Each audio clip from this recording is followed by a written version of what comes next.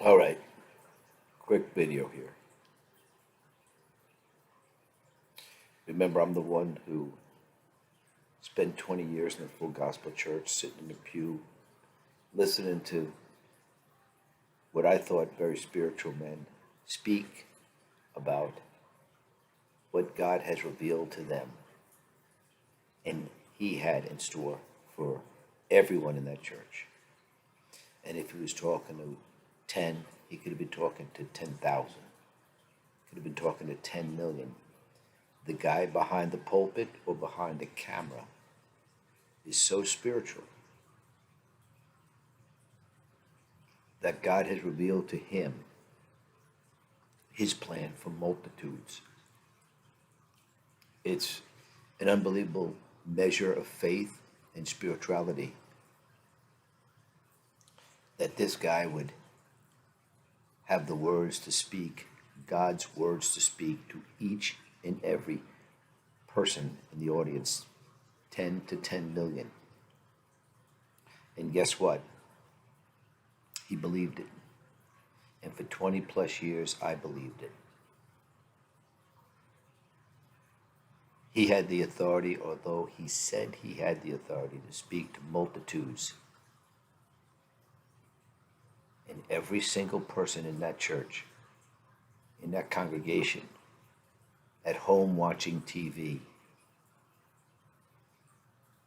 or live broadcasts, possibly, 40 years ago, 35 years ago, believed it. These men preached with such authority, and they, in these remote broadcasts, they would pop each and every church with free will offerings. People in his congregation were given diamond rings, stripping them off their hands and their engagement rings and giving to the preacher, man. They were so caught up in this whirlwind of enthusiasm, but it wasn't the Spirit of God, because God never spoke to that person to reveal himself to them to do such a thing. These preachers have since, many multitudes of them, have fallen away from the faith.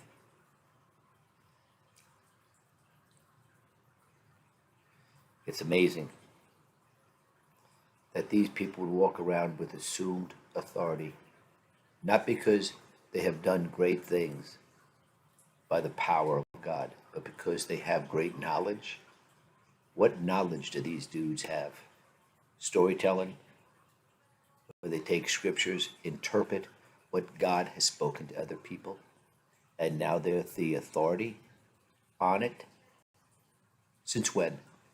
Healing, prophecy, speaking in tongues, all sorts of the gifts of the Spirit. But not once do we ever hear that God actually spoke to these men.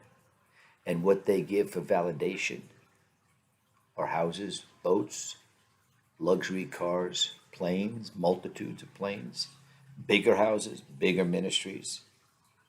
The only thing Moses validated that God spoke to him is what God spoke to Moses in a prophetic speech or talk, was that it came to pass. Only validation that Moses had. He didn't talk and then assume 20 other wise, knowledgeable phrases or statements behind it to validate what he said or stated. When God spoke to Moses, what God spoke in a prophetic mode, and that's what God speaks. Because the difference between what he speaks and our conscience is what he says to us will come to pass. And if God hasn't spoken to you, then he's a liar. When he sent his son vain then. God has spoken to you because that's why he sent his son. He sent his son to speak to each and every one of us individually. And I know you've heard from God individually. You're not looking for a preacher or prophet, are you, to tell you what God said? God sent his son to die on the cross to talk to you in a vision, in a dream. there was a situation where I was in a church, in a bookstore when I just got married, and we have history of being in the spiritualism, in the Chinese numbers and fortune tellings, Ouija boards, necromancy. So I walked up to a table in this huge auditorium, picked up a book that had SAT, with all the books. I walked up to one table, picked up this book, and the title was SATAN. First got married. I must have been 21 or 22. And I picked it up, SATAN, and I opened it up and I read the first line. And the first line said that it had made the assumption that by Satan's power, Jesus Christ was drawn into the wilderness. No. A man next to me, young, about my height, dressed in fatigues, wonderfully shaven, about my height, took the book from my hand, and as he took the book, he said, "You ought not to be reading stuff like this, these things."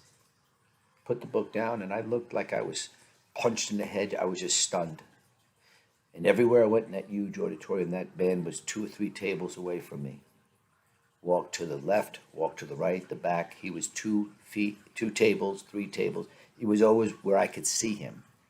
For some reason, he knew I wasn't going to come up and talk to him and say, "What happened here? I mean, do you know me? What is the essence of why you said that to me?" When I walked out, I don't know how many minutes later, there was hedges in the walkway. When I stepped out the door, I stepped about 15 steps. He was right behind me. I turned around, he wasn't there. So that was my very first experience with not a person, but an angel talking to me, warning that I should stay away from the occult.